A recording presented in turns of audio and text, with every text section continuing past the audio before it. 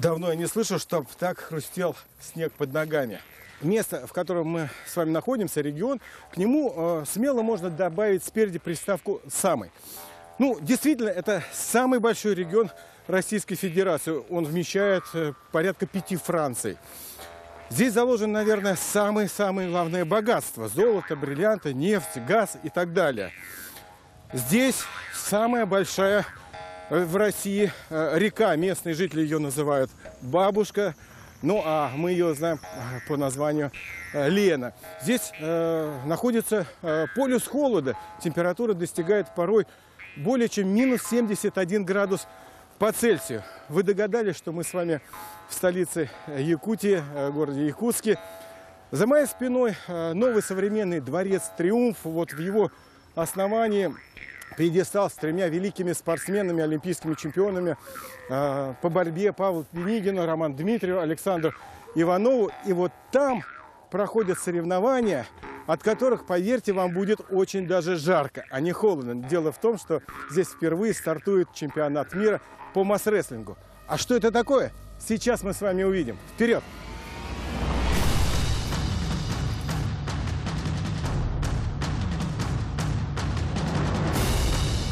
Представители 35 стран из всех уголков Земли, со всех 5 континентов, несколько дней добирались до столицы Якутии, чтобы помериться силами в столь необычном состязании. Впрочем, как вы уже, уважаемые зрители, догадались, необычно в Якутии все. Очень уж удивителен этот край. Андрей Семенович, а что за наряд прежде всего? Что вы в руках держите? Что это, для чего это? Расскажите. Это костюм Алгышита, это благословителя. Во время сёха и таким торжественным мероприятием этот костюм понадобится. Мы обращаем духом и верхом божества. Вы сами-то участвовали когда-нибудь в жизни в таких соревнованиях? Когда маленьким был, да, я с ребятами я сделал это такую. Я знаю вот это.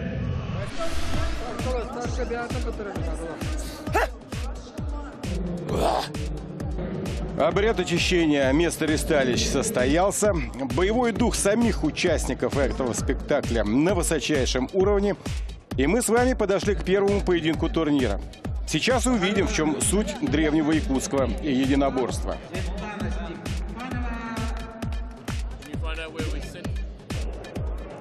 На арене Мариана Богданова из Эстонии и американка Малина Лорд. Богданова в красной форме, темно-зеленой майке, американка в яркой такой кислотной майке. Вот начался поединок.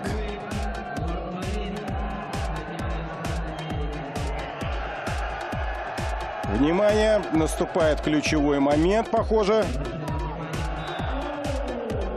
И Богданова вырывает этот снаряд.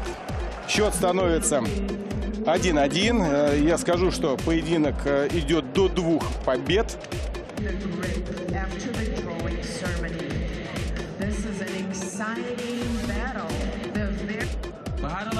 Решающая третья схватка. Сами эти состязания называются схватками, то есть один поединок состоит из нескольких схваток. Вроде бы тоже Богданова вырвала палку, но судьи усмотрели, что было нарушение правил. Обоюдное касание, видимо, тел помоста, и заставили спортсменок перебороться. Шанс у американки, шанс отыграть. Нет, еще и головой ударилась. Одержана первая победа на этих соревнованиях. Еще даже не понимают сами, что происходит. Нет, уже осознала. Ваша схватка открывала чемпионат мира. Насколько это было волнительно для вас, что вот вы стартуете? И вообще ваши впечатления об этом первом чемпионате? Это было очень тяжело, но я не могу говорить по-русски так хорошо, но it was an honor to be first competitor in here this competition. It's really honor, yeah. Что произошло? Не знаю, не заметила даже, что случилось, только тягала, все, сделала, что надо.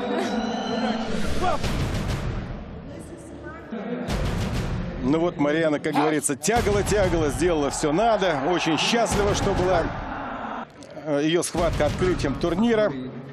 Ну а всем остальным еще предстоит выйти на помост.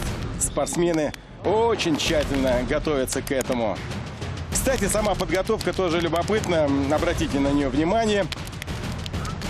Если нюхание на шатыря мы уже встречали, например, штанги. Ну, или когда разминают мышцы. Это понятное для каждого спортсмена действие.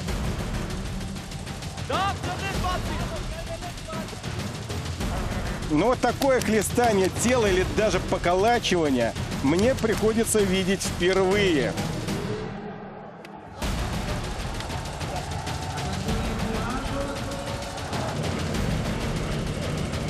Полагаю, что очень больно, когда тебя так лупят. Осторожнее, осторожнее, чуть голову не оторвал. Вы знаете, похоже, что без этой процедуры сами участники не торопятся особо подняться на помост. Последний аккорд. И вперед.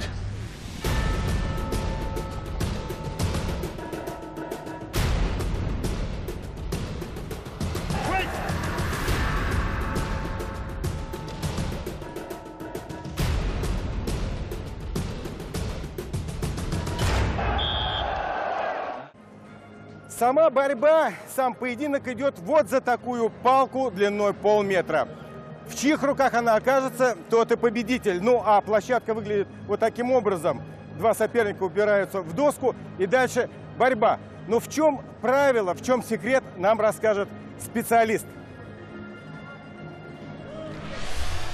Конечно, важно, чтобы этот предмет остался в руках, но есть моменты, когда он остается в руках, но спортсмен проиграл. Значит, на соревнованиях используются два хвата, которые по очереди меняют. Это внутренний хват разнохватом и внешний хват разнохватом. То есть соперники проводят две схватки, которые, значит, в одной из которых они берут внутренним хватом, другой внешним хватом. В шахматном порядке руки располагаются. Значит, в случае, если счет ничейный, 1-1, проводится жеребьевка, и спортсмен, который выиграл жеребьевку, он выбирает тот хват, который он считает для себя приемлемым.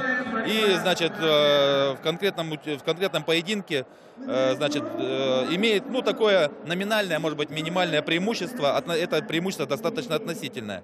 Ну, значит, сама палка — это, ну, обычный снаряд из твердого дерева сделанный, который, обычно это береза, такое твердое дерево, которое желательно, нежелательно, а требование очень гладкая поверхность, без сучков, без задоринок. Значит, и длина 50 сантиметров, диаметр палки 33-34 миллиметра. Ну, это согласно правилам. Значит, на соревнованиях часто случается, что палка ломается. Ну, как сказать, ничего не вечно под луной, поэтому и железо гнется, да, и деревянные палки иногда ломаются. В таких случаях проводится, значит, дополнительная схватка, это называется спорный момент. Ну, конечно, кроме всего прочего, есть много таких технических элементов, приемов, которые с таким протечным снарядом во время самого поединка используют спортсмены. Это приемы расшатывания хвата, прием Ушницкого, когда палка поворачивается. По правилам соревнований ее нельзя повернуть вот таким образом. То есть до сюда можно работать, дальше уже получается нарушение правил, спортсмен получает предупреждение. И точно так же по горизонтали нельзя переворачивать. То есть палка во время поединка двигается вот в таком направлении и в таком направлении. То есть вот эти поединки нельзя. Ну и, конечно же, правильно вы сказали, зачастую победитель определяется, вырвал сопернику из рук палки. Значит, но есть много нюансов, когда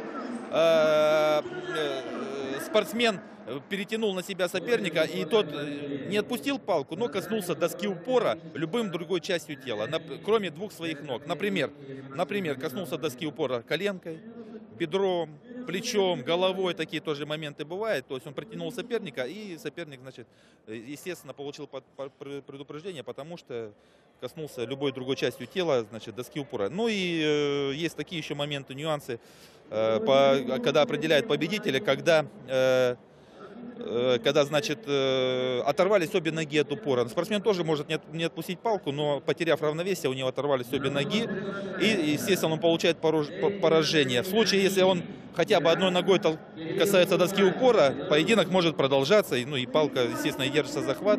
Есть моменты, когда соперник отпустил захват одной руки, то есть, значит, при поединке один захват сорвался, но второй держит, все равно он получает поражение, то есть все, значит, захват расцеплен, и ты проиграл этот поединок. Есть моменты, когда спортсмен проигрывает, когда он перенес одну доску на ту сторону, хотя одну ногу на ту сторону, может одной ногой упираться в доску упора, но вторая нога перенесена на сторону соперника до колена. То есть чуть-чуть, может быть, можно в каких-то поединках там потерял равновесие, но если она дальше колена туда ушла, ну, на голень полностью, то значит ему тоже присуждается поражение.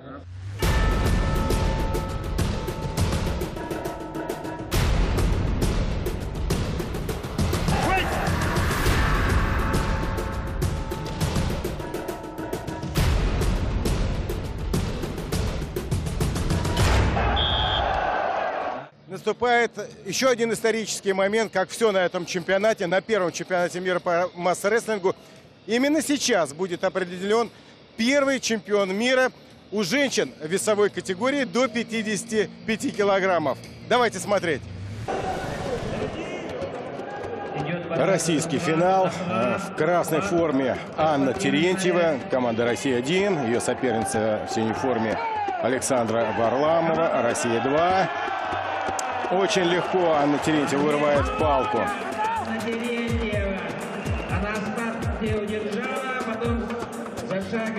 Какие стройняшки.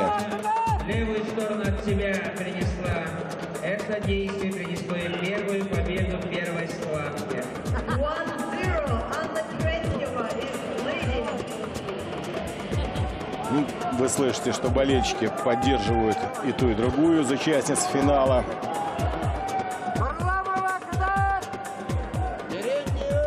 Вторая схватка. Так. Раскачать пытается Терентьева. На трибунах накаляются страсти. А поединок это переходит в затяжную стадию.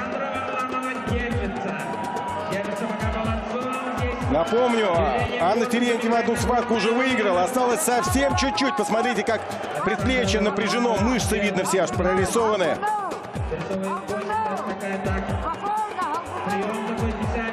Дорабатывает ногами.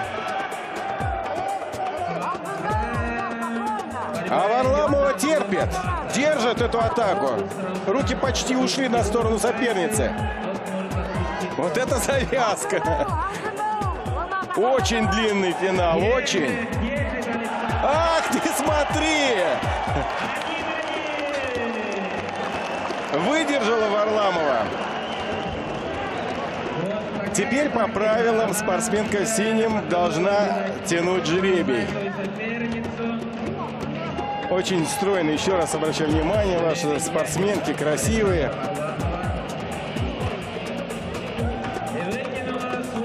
Да, угадывает свой цвет. Будет выбирать хват. Напомню, что только что она выиграла узким хватом, вот когда терпела. А затекает предплечье. Нагрузка на кисти колоссальная.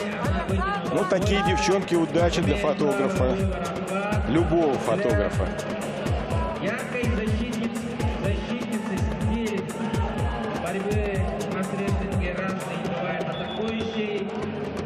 Сейчас посмотрим, что Александра все-таки выберет. Каким хватом будет брать. Взбодрилась на шатырем. Интересно, столько времени хватает восстановиться. Очень длинный был. Вторая схватка длинная была, действительно, нагрузка колоссальная. Та и другая хочет выиграть. Да, Александра предпочла опять, похоже, узкий хват.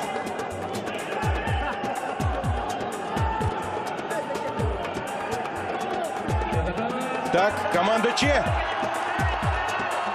Аналогично складывается поединок. Терентьева атакует, а Варламова работает от защиты. Помним, что во второй схватке у Анны закончились силы.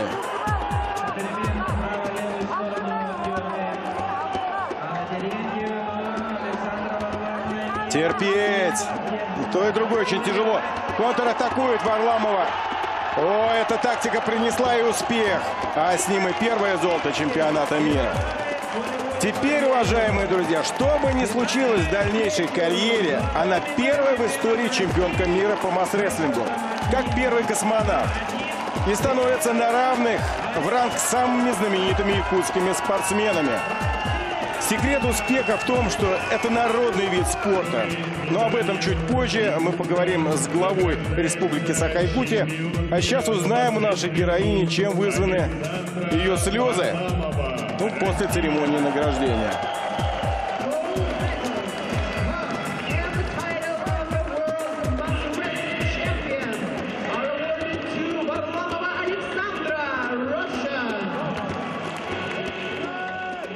Александра, не убегайте. Саша, куда вы? Ну вы первая чемпионка мира в истории. Вы это осознаете сейчас? Да. Поплакав уже. Да. Какие чувства? Нормальные. А почему так тяжело дается медаль, что вот эмоционально вы не выдерживаете, вот хочется плакать? Чем это объяснить? Первая золотая. Поэтому. Вы, как настоящий якут, должны были национальными видами спорта заниматься. Какими занимались и свои впечатления? Я больше занимался в молодости боксом, но не национальным видом спорта. Но когда занимались дети любым видом спорта, требования это обязательно знать и участвовать в каких-то соревнованиях по национальным видам спорта. Или это по борьбе хапсагай, или это по национальным прыжкам, или вот по перетягиванию палок. Если вы сейчас посмотрите любую школу, любой населенный пункт приятия, при всех соревнованиях вот это национальные виды, они присутствуют как элемент участия. Поэтому не только от меня зависит, но и от тех людей, которые живут на этой территории. Они все умеют и знают толк в этих видах спорта. Спасибо, хороших вам соревнований. Спасибо большое. Местная спортсменка стала впервые чемпионкой мира. Какие ощущения у вас? Ну, я считаю, это большая победа. Тем более сегодня огромная конкуренция. Видите, 35 стран. И приехали-то сильные масс-рестлеры. Так что здесь, на мой взгляд, и завтра, ну и сегодня, как мы видим, вообще пройдут очень жесткие схватки. За первые места будут очень бороться достойные соперники. И мы радуемся, что масс-рестлинг уже выходит на такой международный уровень. Конкуренция различных видов спорта на попадание в Олимпиаду колоссальная. Вот если коротко, в чем преимущество масс-рестлинга? Ну, масс-рестлинг – это вообще очень зрелищный вид спорта. И вот мы показывали, презентовали его в Японии там, и других странах Европе. Из-за, во-первых, простоты, вот, и очень такой молниеносный вид спорта, и не требует больших там затрат и так далее, скажем, как другие виды спорта. Вот как-то похож даже на сумо и так далее, японские виды спорта. И по времени он быстро проходит. Да, действительно, простота спорта – залог доступности и популярности у этой спортивной дисциплины у зрителей, прежде всего, телевидения. Ну, как футбол, например. Кто из нас не разбирается в футболе? Ну, а это женщины до 85 килограммов. Финал, опять соперничество хозяек турнира. В красной форме Саина Седалищева, команда «Россия-2», ее соперница Наталья Кузнецова, «Россия-1». Очень долго выбирают правильный хват. Потому что, конечно, старт очень важен, очень важен. Борьба начинается задолго до команды Чай. Так пошла атаковать Седалищева. Кузнецова от защиты. Начинает плечиком левым, по-моему, перетягивать палку к себе. Смотрите, что делает. Да. И 1-0 Кузнецова впереди.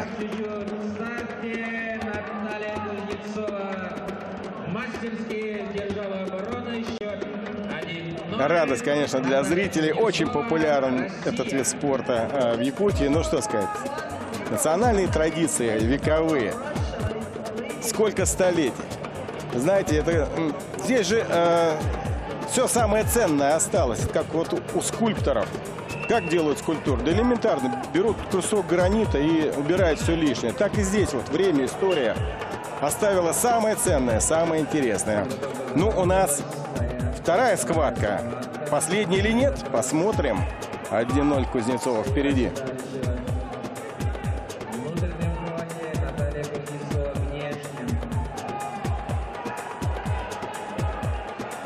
Чем ответит Саина Седалищева? У нее внутренний хват. Команда на старт.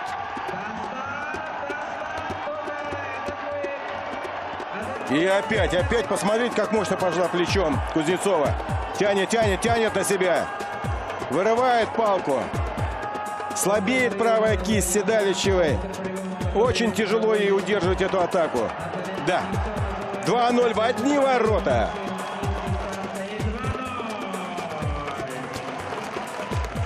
Очень мощная победа. Какая на вид грозная женщина Наталья Кузнецова. Во всяком случае, в поединке. Серебряная медаль досталась Саине Седалищевой, Россия. Saina Sedalisheva wins the silver medal. Россия. Saina Sedalisheva wins the silver medal. Не успеваем пока взять интервью. Переполняют эмоции.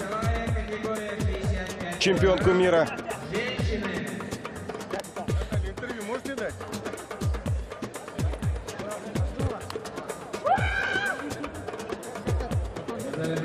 Это награждение Бардуда.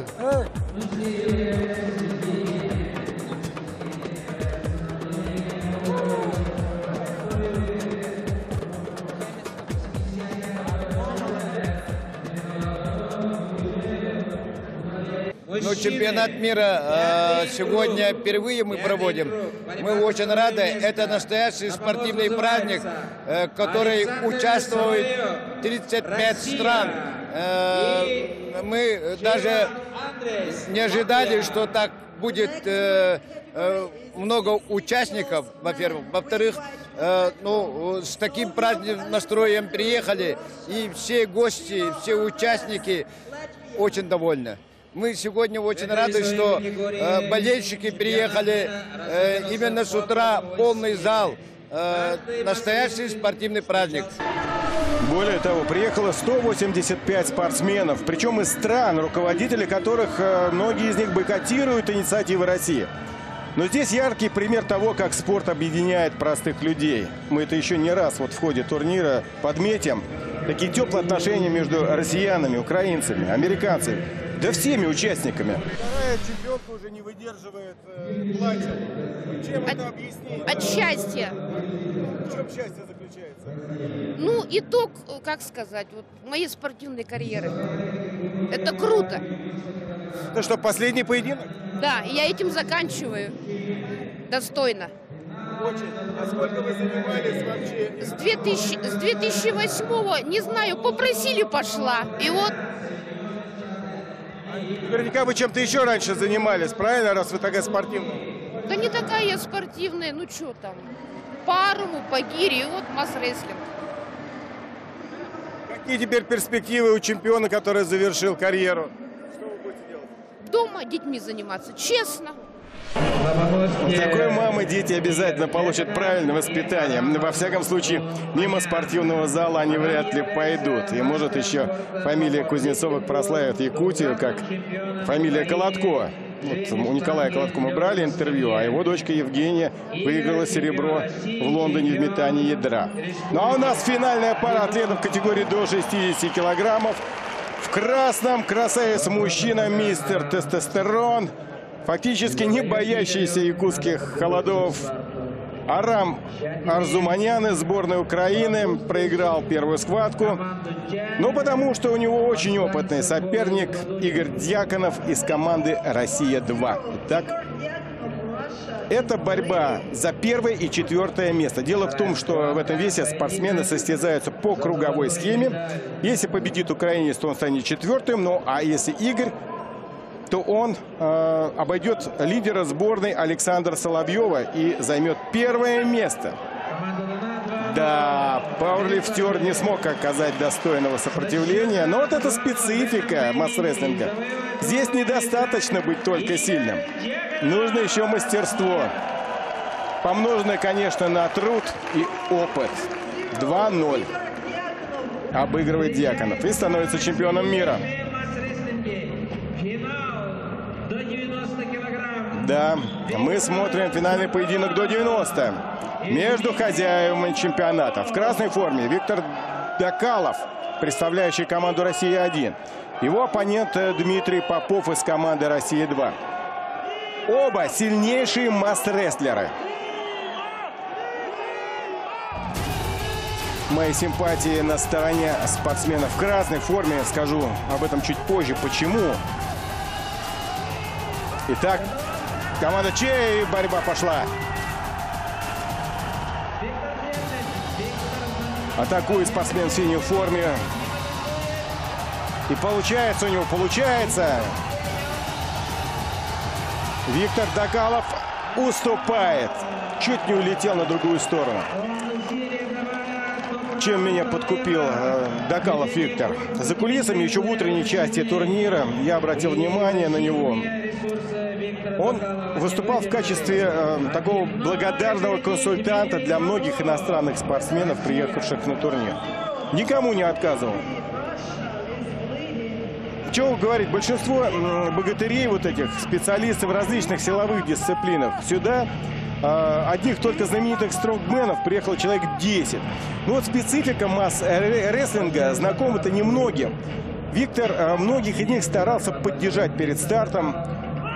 Вот единственное, мне кажется, что, может быть, этим самым-то он себе и навредил.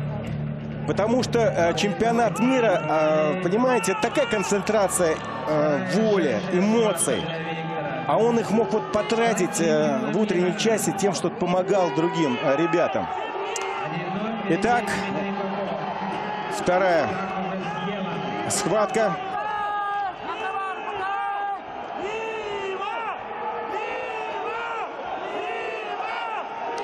Не торопятся начать, восстанавливаются, наматывают круги перед тем, как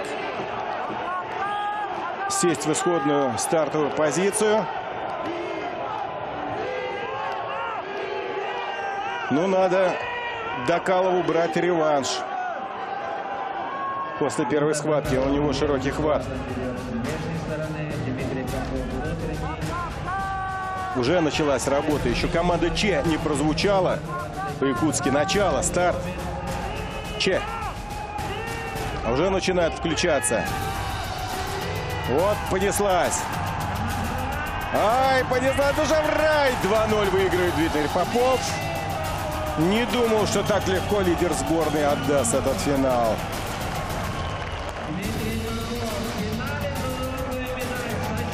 Но красивая победа. Молодец Попов. Сегодня он чемпион мира.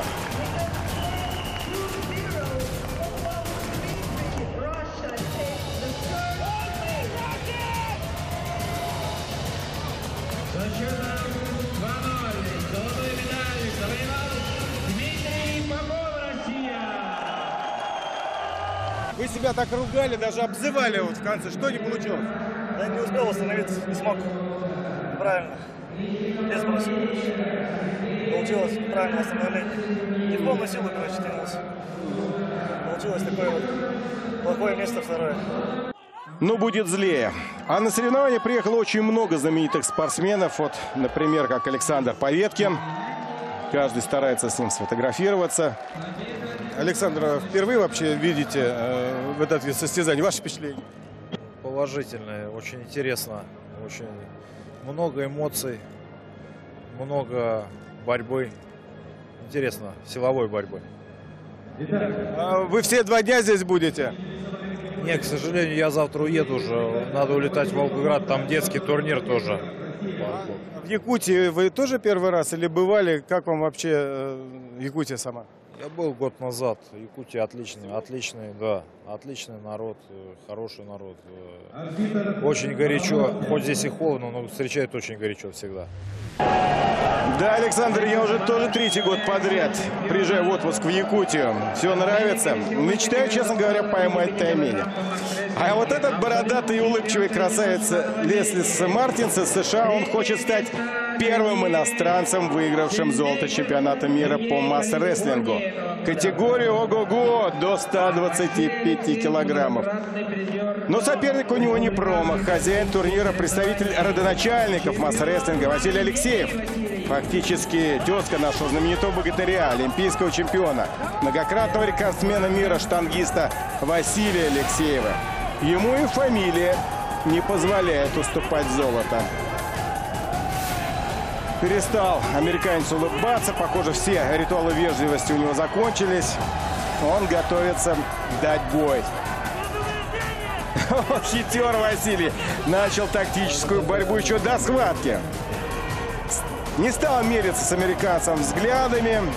Обратили внимание, как тактически откладывает момент старта. Мол, надо еще правильно взять захват. Все это влияет на ход поединка. Каждый нюанс. Американец ведь очень силен. Он это уже доказал, выйдя в финал чемпионата. Да и весит он 125 килограммов, а Алексеев на 20 килограммов легче. И это-то сказалось в первой схватке. Ну вот, победу-то присудили как раз Алексееву 1-0, несмотря на то, что палка оказалась в руках американца. 1-0. Василий Алексеев, Россия. Да, это опыт. Сын ошибок трудных. И гений парадоксов вдруг. Читайте, господа американцы, классиков. Александр Сергеевич Пушкин вам в помощь. Американец уже готов к поединку. И взгляд характерный. Не столь благодушный, как в начале. Видно, что идет мыслительный процесс. Анализ поражения. Отсюда раскладка, наверное, предстоящей схватки. Лесис парень амбициозный. Он не туристом летел через океан, а затем из Москвы в Якутск. А Василий продолжает тактически еще до поединка сбивать американца с настроя. Видите, он не подходит. Так деловито не торопится. Ему нельзя давать шанс американцу сравнивать счет.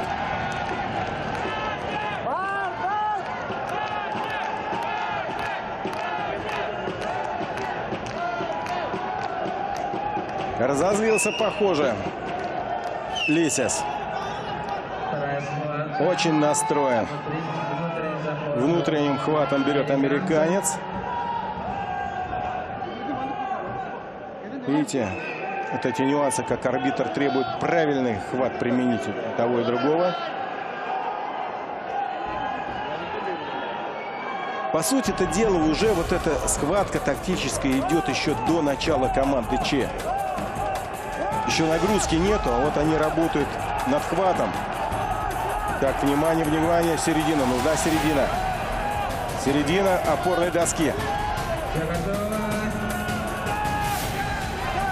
Пошли! Алексеев атакует. Лесис достойно держит удар. Достойно. Переходит в контратаку, теперь терпит Василий. Держать!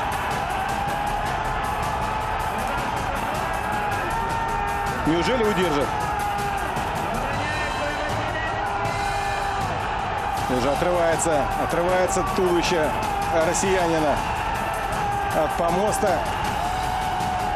Какая нагрузка колоссальная. Пытается перетянуть, но Лесис равняет финальный счет. Слушайте, назревает первая сенсация.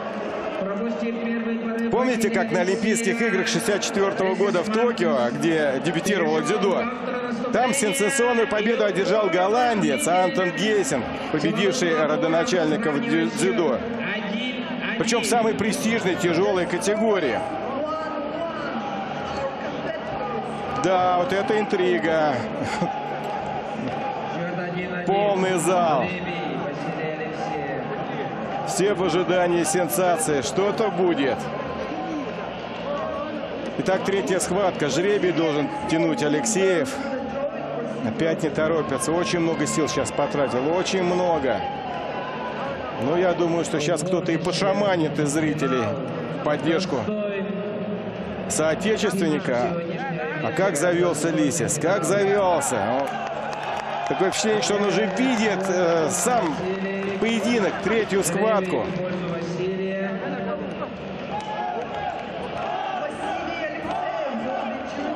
Такая же тактика. Может даже, знаете, доходиться Алексеев до замечания, но эта тактика оправдывает.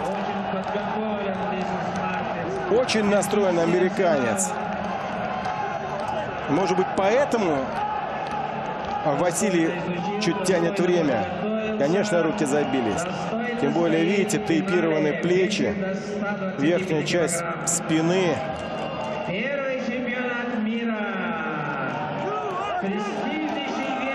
Американец с публикой начинает насыщаться. Вы знаете, он здесь понравился. Ну, такая стать. Любопытно, что у Лисиса-то якутские корни оказались. Его мама училась здесь, в России, еще, по-моему, в советские времена. Кстати, прилетела с ним на соревнования. Бегает, фотографирует все схватки. Ну и американцев в том числе. Поэтому, может быть, так тепло Лисиса принимает и зал. Ну, конечно, он подкупает. А это иностранцам свойственно. Умеют они себя подать. Ну что? Решающий момент. Третья схватка. Какой хват Алексеев? Какой? Узкий предлагает. Ну-ка. Да, узкий.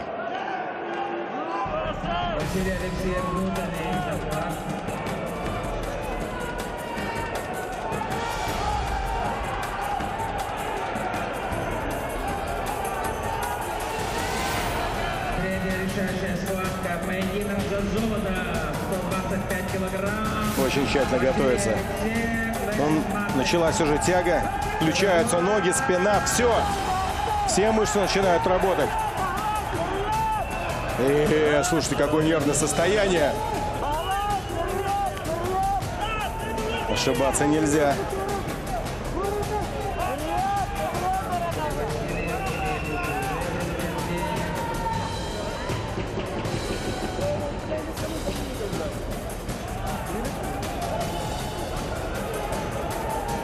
Кстати, сколько времени идет, а еще поединок не начался. Итак, старт очень легко. Обманул. Свалил американца. 3-2. Василий Алексеев, чемпион мира в 125 килограммов.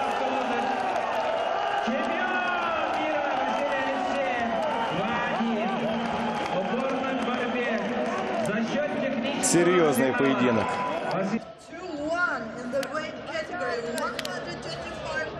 Василий, не убегайте, короткое интервью. Несколько слов об американце. Мне показалось, новичок, но непростой парень. Нет, он давно уже занимается масс-рестлингом. Выиграл даже у наших якутских масс-рестлеров. И он один из лидеров в этой весовой категории был уже и является. В чем сложность финала была вашего? Соперник очень сильный. И превосходит меня почти на 20 килограмм тяжелее. Из-за этого очень сложно. А вот предупреждение чем вызвано? У вас было предупреждение? Между поединками дается 1 минута.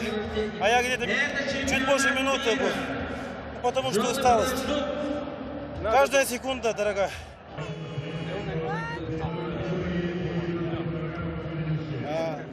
Лисис, что можешь сказать о русском чемпионе? О русском? Очень сильный. Хорошая техника. Я даже не знал, что ему еще противопоставить. Ну, мне надо еще немного потренироваться. Пожалуйста. Завершился первый день первого чемпионата мира по масс-рестлингу в Якутске. Этот пьедестал опустел, но ненадолго. Дело в том, что сегодня разыграли первые 6 комплектов наград, а нам остается узнать победителей в оставшихся 6 весовых категориях. Это будет завтра. Но к самому турниру мы приступим чуть позже. А сейчас я предлагаю вам посмотреть симпатичный сюжет.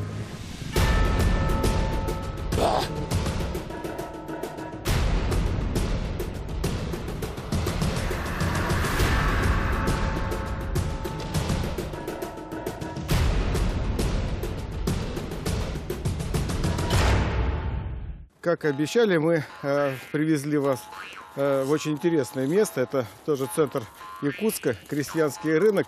Любопытен тем, что вы нигде в мире такого, пожалуй, не встретите. Вот здесь продаются дары Якутии.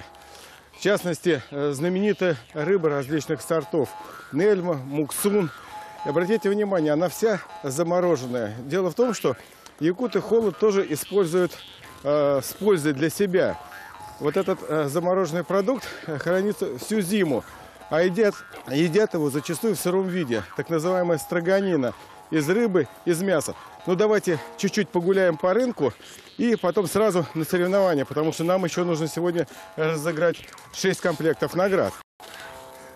Наш оператор решил сделать фотографию с нельмой, ну, размером примерно килограмм, наверное, 10, может, чуть больше. Вот эта семга, это привозная, понятно. А вот это таймень, это царь рыба. Вот это килограмм 15. Вообще мечта. Я сам сюда 3 раза езжу. Один раз мы с приятелем поймали маленького таймешонка на 5 килограммов. А хочется, конечно, вот такого красавца.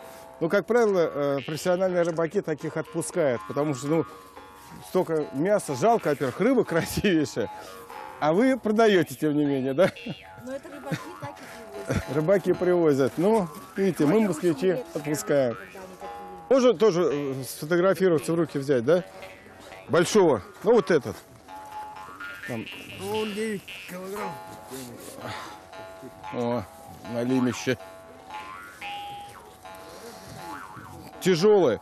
И любопытно, что сразу рыба замерзает при такой температуре. Это подледная рыба. И особенность в том, что там внутри нету в мясе воздуха, нету кристалликов. Поэтому это вот чистое мясо получается, такое замороженное. Спасибо.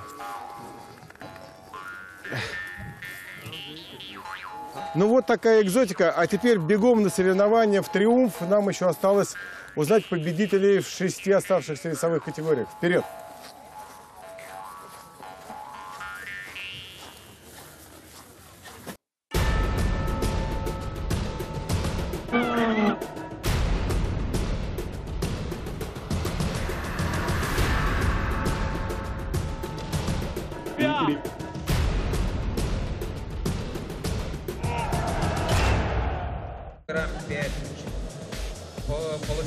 Сами финалы начнутся чуть позже, а сейчас пришло время поговорить о специфике масс-рестлинга. Сорванная кожа на ладонях, жутко неприятная и очень болезненная травма. Хорошо, если такая болячка получена в последнем поединке. А если впереди, например, утешительные встречи, как говорится, не дай бог. Но, как правило, такую травму получают малоопытные спортсмены. Со временем кожа адаптируется к подобной нагрузке. Это как голые стопы у дзюдоиста. Первое время кожа стоп обжигается от татами, а затем становится как хорошая дубленка. Не всякий силач вот так сразу может победить в масс-рестлинге. Здесь и специфичная техника, о чем рассказал главный судья Николай Колобко, ну и разнообразная тактика. И нужно адаптировать мышцы к такому, с одной стороны, скоротечному, а с другой к поединку с колоссальной статодинамической нагрузкой. Надо понимать, что пульс порой зашкаливает за 200 ударов в минуту. Помните олимпийского чемпиона-спринтера Усейна Болта, который победил в Лондоне на 100-метровке? Он выбежал из 10 секунд. Пульс, вот у него 180-200.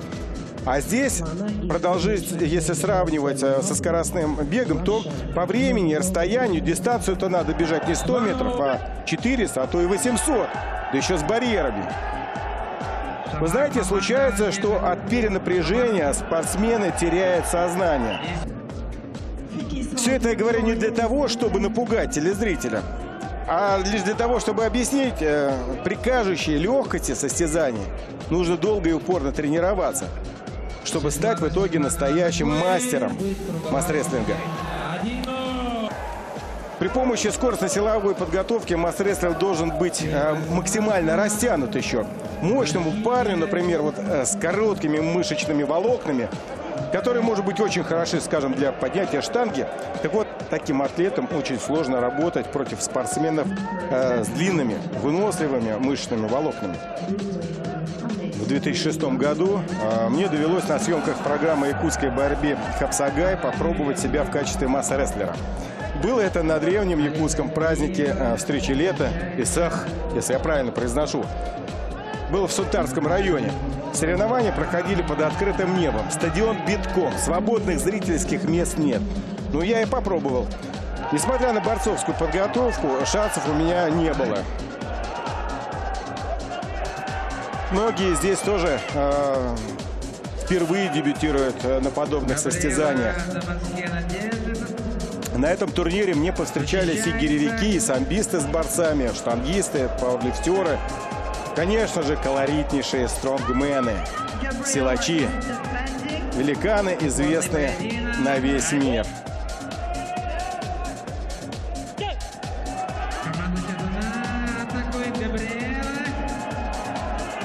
Неплохо, кстати говоря, бразильские спортсменки себя показали. Но всем пока еще не хватает опыта. Хотя дело наживное. А вот американцы приехали мощные сбалансированные команды.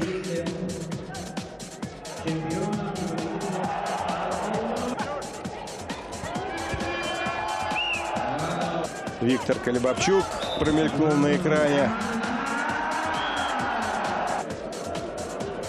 Конечно же, ждем мы самых тяжелых, самых могучих, которые весят больше 125 килограммов. Сюда приехали известные стронгмены. Маник Маркус из Эстонии.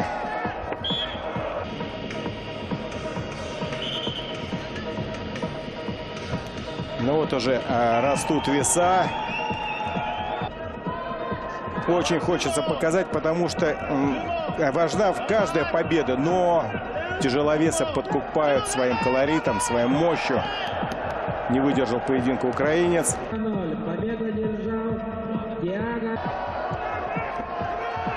И сколько эмоций, сколько страстей. Опять видим Василия Алексеева. Ну вот то, что мы говорили, дружба народов. Спортсменов нет вражды. Хочешь выяснить отношения, иди вот сюда, борись, как вот Маник Маркус из Эстонии. Не новичок в масс-рестлинге. Первый в истории победитель в перетягивании палки на турнире Арнольд Классик в Калифорнии. Здесь эстонец, кстати, завоевал бронзу. Вот они какие колоритные дядьки.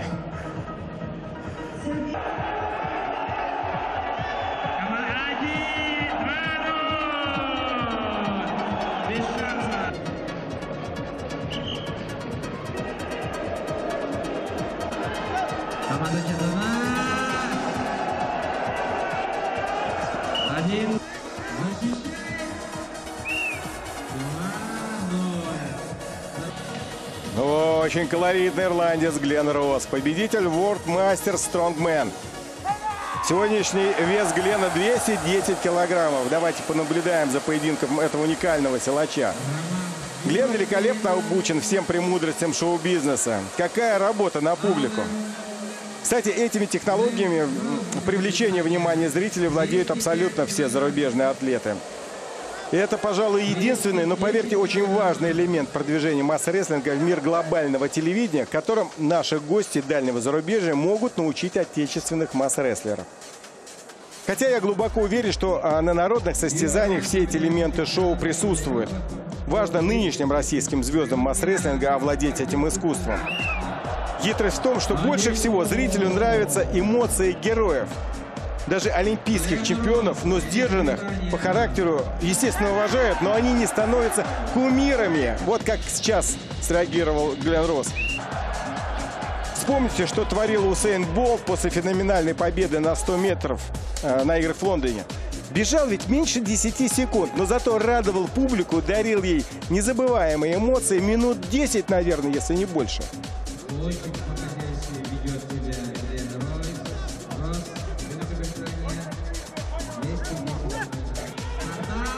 Да, без шансов казахский спортсмен проигрывает мощному ирландцу. Вот так, вот так. Кто с ним готов посостязаться? Выходи.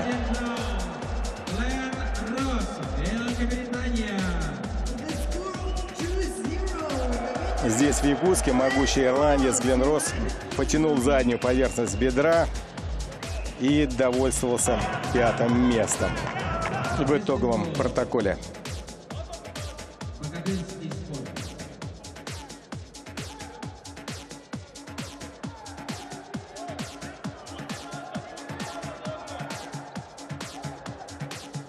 Не всегда вес становится приоритетом в таких состязаниях.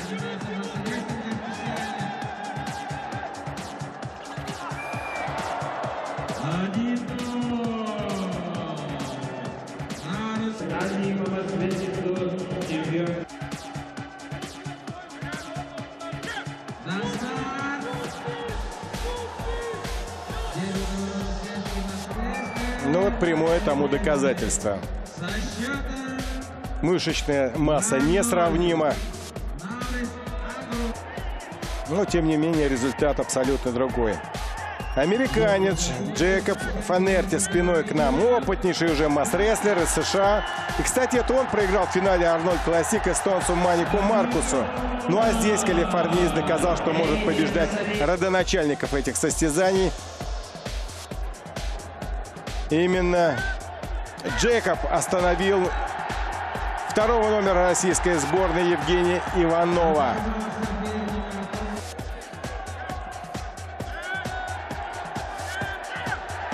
Вот этот момент.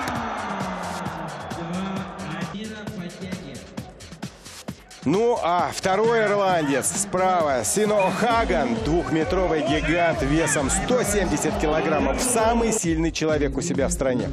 Он один из немногих в мире, кто тащит за собой огромные грузовики Маны, Вольво. А это знаменитый литовец Абрутис Антанас, не только уважаемый в мире силач и атлет, но и классный масс-рестлер. В свои 45 лет Абрутис становится победителем многих турниров по масс-рестлингу. Он умеет обращаться с этим полуметровым снарядом. Но здесь литовец уступил более молодому грузину Звяду Кажая. Хотя посмотрите, как сражается в упорной борьбе.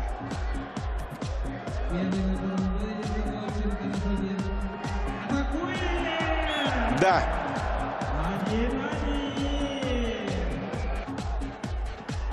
Очередная схватка, очередная попытка Абрутиса Антанаса все-таки выиграть у грузина. То, о чем я говорил. Бежать как на 100, но дистанция метров 800 с барьерами. Вот это статодинамика. Ай! Да, отдает все силы Абрутис. Даже не сразу смог подняться с помоста.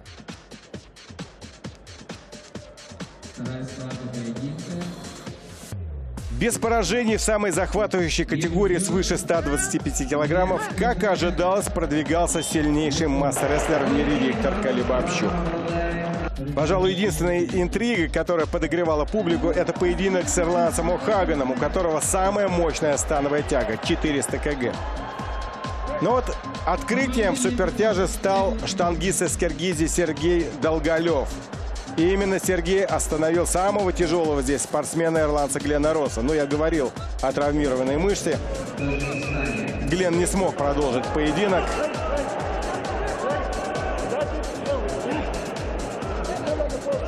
Вот то, о чем я говорил, и о травмированных ладонях, о сорванной коже. Вот такая же ситуация сейчас с Гленом. Потянул заднюю поверхность бедра, даже сесть не может. Вот это специфика масс-рестлинга. Здесь вот одной силы недостаточно. И киргиз радуется очередной, может быть, неожиданной победе. А на экране Маник Маркус из Эстонии. Я о нем уже говорил. Один из самых знаменитых стронгменов и очень любит масс-рестлинг. Вообще, супертяжи – это настоящее украшение любого турнира. Именно поэтому мы предложили вам лицезреть не только финал, но и показали все предварительные схватки. Давайте просто понаблюдаем за тем, что происходит на пути к полуфиналу. Смотрите, какой арсенал! Эстония, Альбус Наурис, Латвия, 1-1. С напором атаковал Маркус Маник. Имеет собственный вес 171 килограмм. Вот как большому человеку, очень спокойный человек.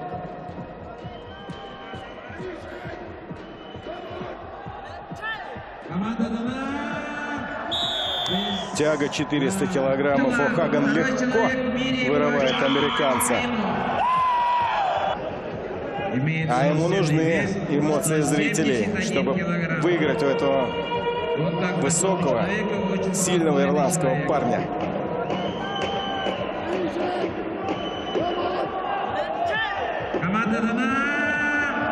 Нет, но если ты тянешь 350, а он 400, то, по-моему, шансов никаких.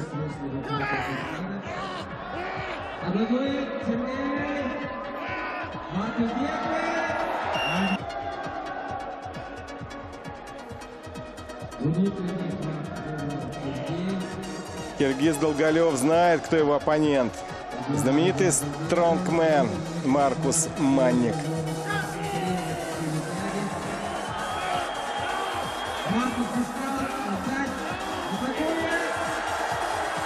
Итак, Долголев оставляет позади титулованного эстонца и проходит финал.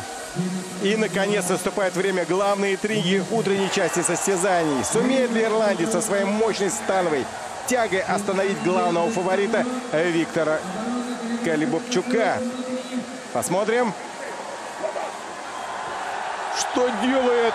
Нет. Все же мастерство берет вверх в первой схватке.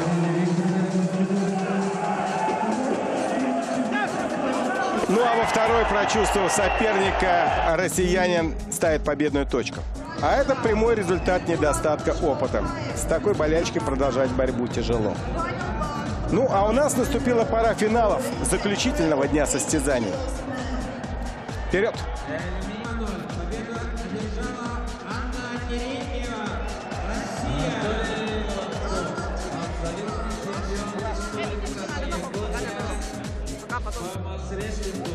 Многократные призеры, чемпион России.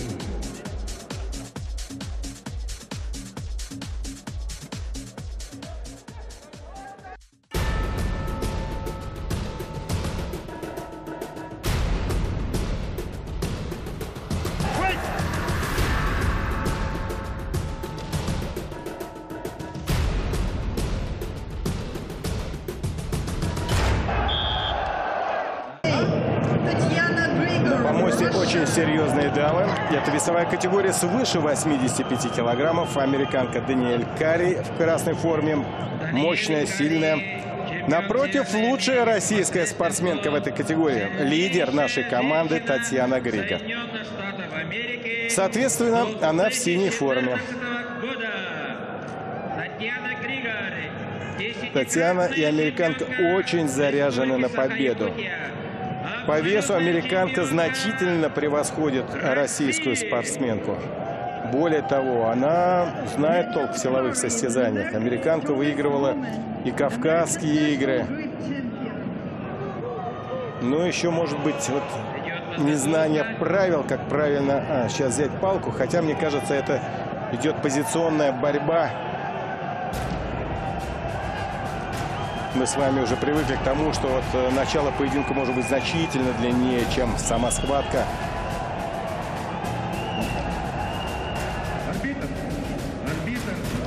Наказание, надо объявлять предупреждение. Да, вот это решение неожиданное, может быть, для Татьяны, но вряд ли оно ее остановит.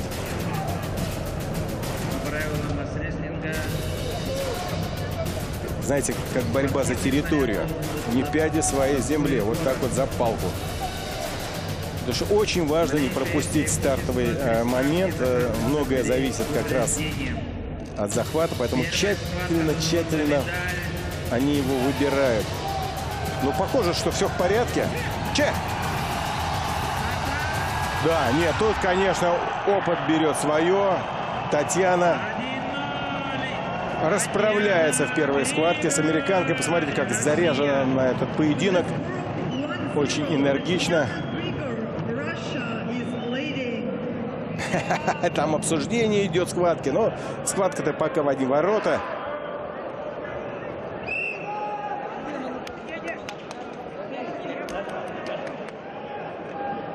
Даниил Карри является чемпионом Так, второй эпизод. горских игр 2014 года. И опять, смотрите, американцы традиционно первым подходят к помосту, а наши не торопятся. Григор пятикратная абсолютная чемпионка России. Если американец Лисис как бы посеял интригу, то есть сравнял счет, сейчас пока непонятно. Меняют хват. Спортсменка теперь Татьяна широким будет тянуть, а Даниэль Карри узким. Очень может быть, потому как сложилась первая схватка, все закончится для Татьяны быстро. Но поглядим. Началось? Да. Надо еще работать над техникой, но потенциал огромный. А Татьяна молодец. В общем-то, закономерно, что россияне пока не оставляют оппонентов шансов в борьбе за золото.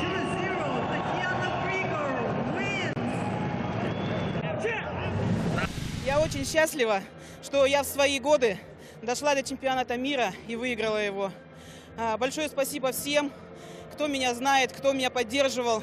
Я всем очень благодарна. Спасибо моей семье, спасибо огромное, что они меня поддерживали всегда в трудный момент. И всем большое спасибо. Вы опасались вот этой американки в финале или нет? Она простая соперница для вас? Ну как, если соперника не знаешь, на каждого соперника нужно настраиваться. Любой соперник может предоставить что-то такое неадекватное, потому что ты, когда не знаешь соперника, это очень может плачевно кончиться, если не будешь настраиваться на соперника. Поэтому на любого соперника нужно настраиваться. Я знала, что финал будет очень тяжелым. В соревнованиях принимали участие две сильнейшие спортсменки из России. И с одной из них я встретилась в борьбе за золото. Хорошо провела первый раунд и выиграла, но затем два других проиграла. Но я всего 6 месяцев занимаюсь масс-рестлингом, еще мало. Ну, а серебряная медаль, это хорошо для вас? Да, я очень рада, что попала в финал, и у меня серебряная медаль. Это хороший результат. Российский финал получился в категории до 70 килограммов. В красной форме Аял Карбаканов из второй сборной. Его оппонент Михаил Ковалик, Россия-1. Быстро выбегают на помост. Эмоционально заряженные на поединок, на бой. Чемпион игр Манчары, чемпионат России, второй призер. Михаил Ковалик. Представляете, многим нашим ребятам очень тяжело было попасть на чемпионат мира. 2 россиян допускали. Но конкуренция ведь сумасшедшая. В некоторых весах там до 30 достойных спортсменов. Каждый мог пробиться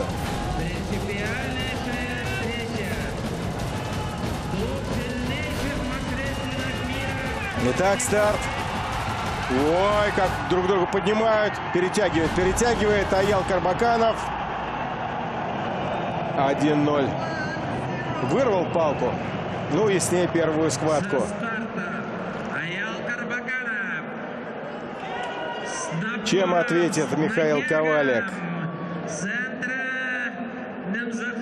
Он представляет команду «Россия-1».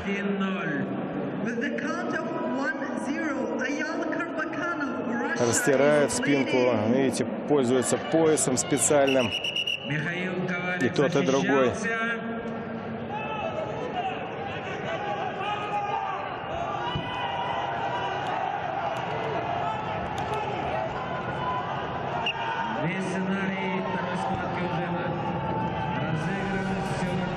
Исчерпал Карбаканов положенное время между первой и второй схваткой. Внимание! Ждем команду Че. Уже тяга пошла заранее. Перетягивает Ковалик. По-моему, Карбаканов пропустил старт все-таки. Да, перетягивает, не отдаст. Плечом вырывает. И не удерживает правая кисть Аяла. 1-1. Вот это настоящие лидеры сборной страны. Представляете, а медаль чемпиона мира достанется только одному. Ну, как с Виктором Докаловым. Оба достойны. Достойны золота. Михаил нагружал то внутреннюю сторону, то внешнюю сторону. Потом, чуть-чуть перекинув себе сантиметров 10 на свою сторону спортивный снаряд, вытащил все-таки Аяла Карбаканова в свою сторону. 1-1. У зрителей продолжается обсуждение. Может быть, ставки делают, кто кого. Сложно сказать. Равные соперники. Здесь уже судьба, пожалуй. Кому-то будет благоволить. Смотрите, как торопится Ковалик к поединку. А Аял наоборот. Не спешит. Внешний хват выбрал Михаил.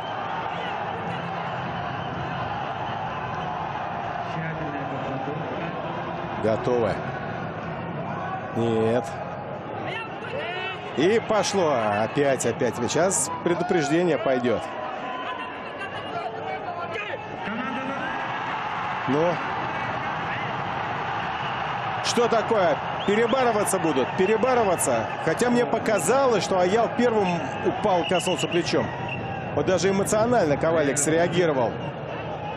Нет, арбитры принимают решение перебороться. Здесь вот как раз нужно эти эмоции выкинуть, что очень сложно сделать. Это хорошо вот сидя в зале, а спортсмен, живой человек. Вот эмоционально сейчас Аял в лучшем состоянии находится.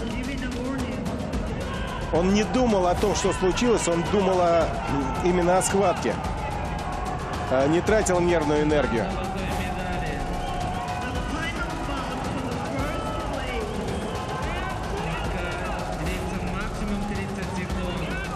Поехали. Вот что происходит. Потянул. Аял Карбаканов. Он сегодня чемпион мира. Похоже, понравилось и зрителям. Такая досада для Михаила. Долго еще вспоминать будет этот эпизод, а? Вот такова спортивная жизнь.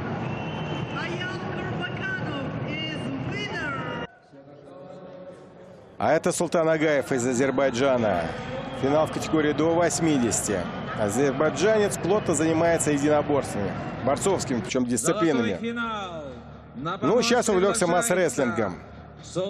Ну а соперник Павел Черноградский в синей форме – один из сильнейших в России.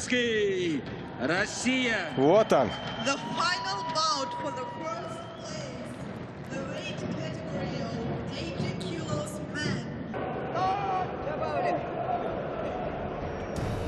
Султан Агаев, чемпион Азербайджана по масс-рестлингу, бронзовый призер первенства Европы по борьбе сумо. Очень разносторонний парень, азербайджанец. Дзюдо. Павел Черноградский, чемпион Республики Саха-Якутия. У азербайджанца узкий хват, у россиянина широкий. Первая схватка. Без борьбы. Вы знаете, не то, что без борьбы, просто как-то никаких шансов не дал. Очень распространенной технико-тактическим действием. Там шаманят на трибунах, барабаны ритуальные стучат. Здесь все в порядке. Павел Черноградский, Россия. Вы знаете, пока вот в первой схватке, честно скажу, я не увидел, чем сможет Султан ответить. Опыта все-таки не хватает. Если он соперников победил,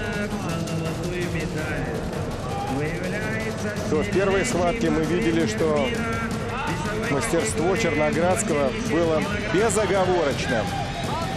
Ну и сейчас просто вырвал медаль, золотую медаль, спокойно, уверенно, как и положено чемпиону мира.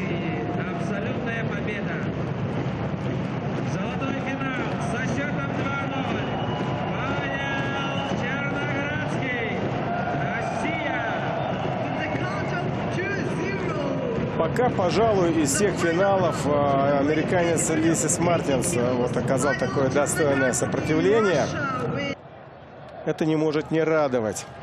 Финал весит до 105 килограммов, получился международным. Лидеру сборной, хозяев, Федору Федорову, он на экране. В красной форме противостоит очень опытный армрестлер.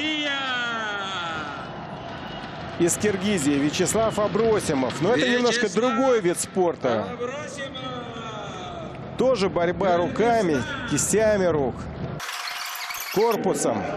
Но совершенно другая работа, другая специфика. Вячеслав Абросимов, мастер спорта международного класса по армрестлингу, бронзовый призер. Показывает там камера, что правая нога у Федорова травмирована. Он подхрамывал по ходу турнира. Многократный чемпион Республики Кыргызстан по армспорту. Внутренний хват у россиянина, внешний у киргиза. Вытянул спиной, вытянул, конечно же, Федоров. 1-0. Но вот в ходе поединка не видно, что хромает. Да? Хотя посмотрите, как завязана нога. Все понимает Вячеслав Абросимов, что отдал первую схватку. Сейчас нужно думать уже о второй. Оба высокорослые, вес 105 килограммов. Представляете, какие красавцы, атлетичные. Опытнейший мастер масс-рестлинга Федор Федоров нашел выход из этого положения. Счет 1-0. Полагаю, что на втором чемпионате мира уже россиянам будет не так легко. Уж очень иностранцам понравилось это действие, понравился этот вид спорта. И, похоже, они зарядились серьезно работать и готовятся. Второй старт. Собственно говоря, в одни ворота, как говорят футболисты. Без шансов. Уверенно, Федор Федоров становится чемпионом мира. Но ничего, еще один киргиз будет бороться в финале, противостоять нашему Виктору Колебовчуку. Так что у этой команды есть еще шанс. А вот сейчас захромал. Все.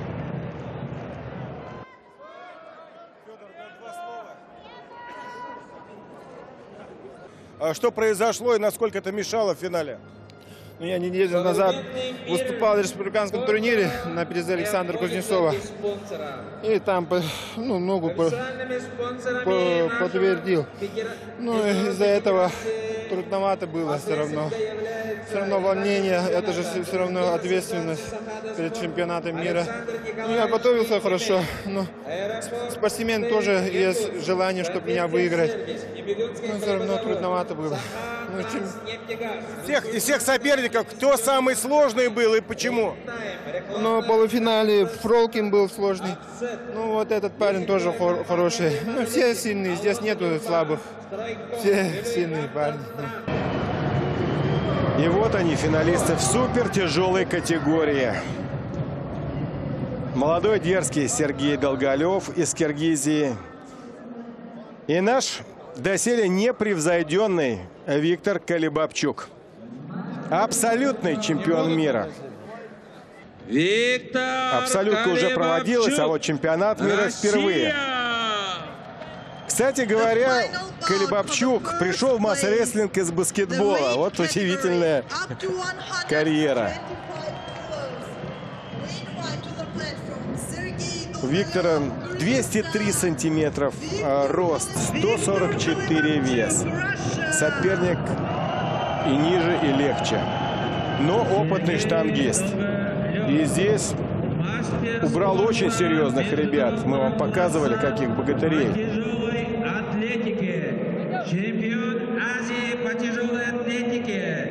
Мне нравится, что в масс-рестлинге нету ограничений в весовых категориях. Вот то, что присутствует в олимпийской борьбе, к сожалению.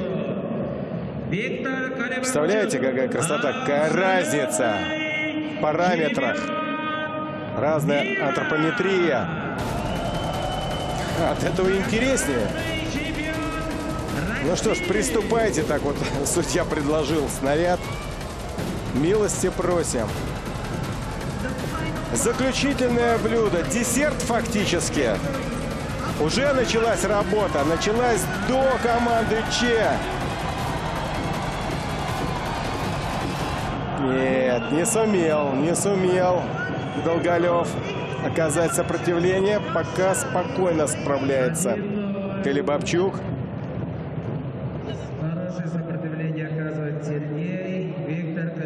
Если Федора Емельяненко называли в смешанных поединках последний император, то в принципе это действующий император Калибабчук в масс-рестлинге. Каких только стартов он не выигрывал, каких наград не собирал.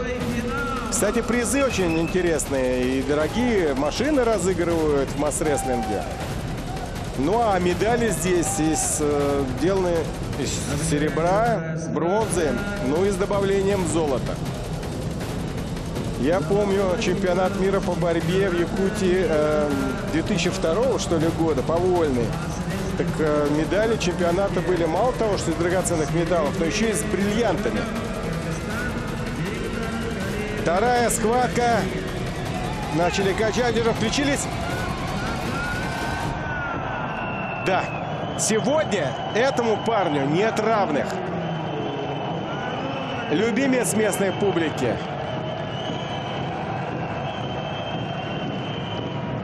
А в прошлом десятилетии как раз вот главный судья Николай рвал у всех эту палку и выигрывал почти все состязания. Сейчас он занимается наряду со всеми развитием масс-рестлинга в мире. Работает в Международной Федерации. Ну, пора уже, наверное, Виктору пообщаться с нами. Фотографы просят золотые кадры для себя. Поцелуй эту палку. Сердечно поздравляем победителей, чемпионов и призеров мира. Первый чемпионат мира по масс-рестлингу подарил нам... Виктор, с победой! Мы не взяли штатив, поэтому не рассчитывали, что у вас такой высокий рост. Но это так, шутка, отступление. У кого-то был шанс здесь у вас выиграть? Конечно, конечно. Ну, Потому что шанс есть всегда. Но сегодня мне улыбнулась удача. Я очень рад, очень счастлив, что победил на таком грандиозном событии, чемпионате мира, тем более первым. Люблю масс-рестлинг всей душой. Как случилось, что рязанский парень стал самым популярным в Якутии? Ну, приезжал неоднократно, побеждал, подружился со всеми. Теперь приезжаю к себе домой. Я рад, искренне рад и благодарен всем болельщикам, жителям республики, что так тепло поддерживают меня всегда. Очень рад и очень доволен. Всем большое спасибо.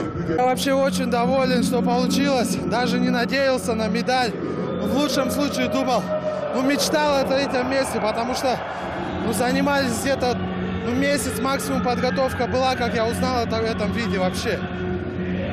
Как бы школа была, база была, немножко техника не отточена из-за этого.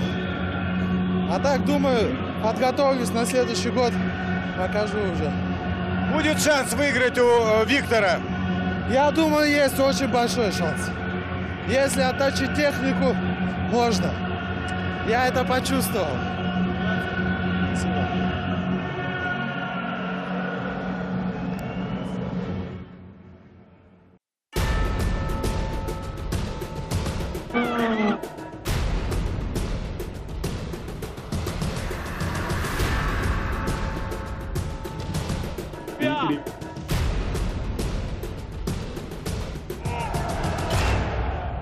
Конечно, сейчас завершился исторический первый чемпионат мира по масс-рестлингу.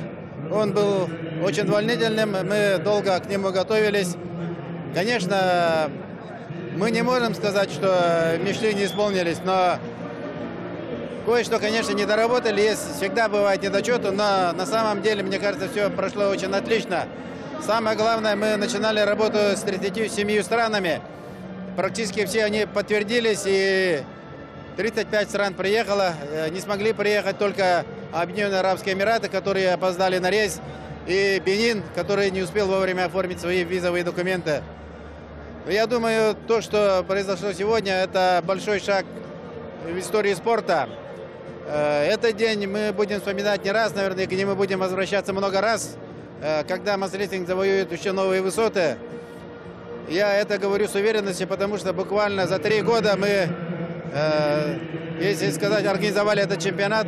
Вокруг масс-рестлинга собрали 35 стран. Но сегодня официально 33 страны являются членами Международной Федерации масс-рестлинга. Я думаю, на сегодня это самая большая победа. Чемпионат мира прошел не только как чемпионат мира.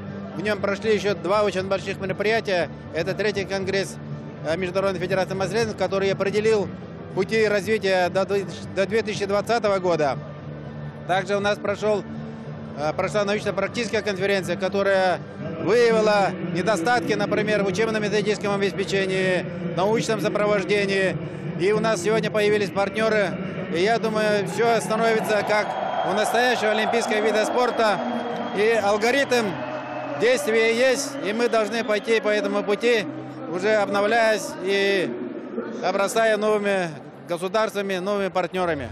Конечно, сегодня, когда мы подводим итоги проведения чемпионата мира по масс-рестлингу, когда это прекрасный спортивный праздник завершается, мы для себя делаем, конечно, много организационных выводов, но мы считаем, что праздник удался. Вообще у нас в республике имеют очень большой опыт проведения не только всероссийских, но и международных спортивных мероприятий, в том числе и таких понятий, как чемпионаты мира. Поэтому сегодня, во-первых, почему удался?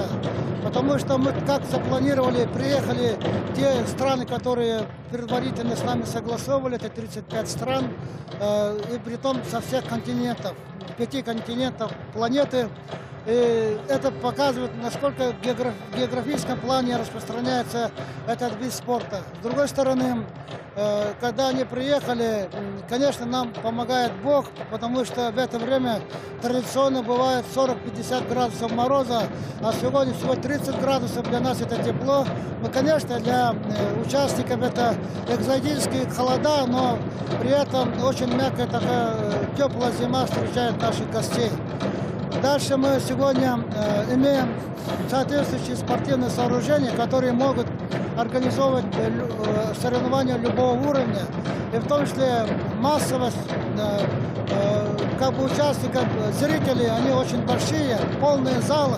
Это, конечно, тоже нас очень удовлетворяет. Поэтому мы считаем, тем более сегодня и руководство Министерства Российской Федерации представляется, представители других стран с интересом тоже наблюдают. Поэтому мы считаем, что в организационном плане, и с учетом мнения участников, которые приехали участвовать, тоже очень хорошие. Поэтому мы считаем, праздник спорта удался.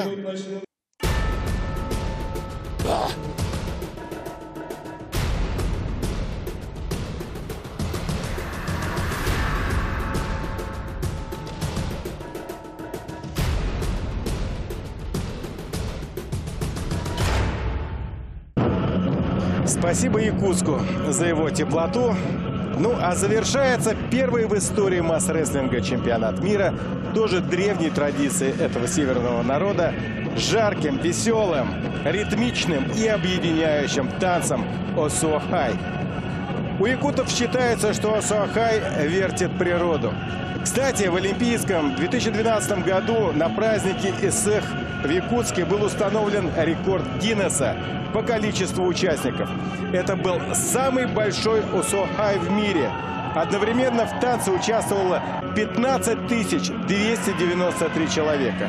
Ну, а наш осуохай, наверное, тоже будет уникальным в своем роде. И может, это станет также хорошей традицией на чемпионатах мира будущих. Поистине феноменальное завершение турнира. Хочется пожелать в конце масс-рестлингу хорошей легкой дороги на пути к Олимпу. У этого спорта все для этого есть. Ну а мы со стороны телевидения будем всемирно этому способствовать. Наше время Че в эфире завершилось. С вами был Владимир Иваницкий. Удачи!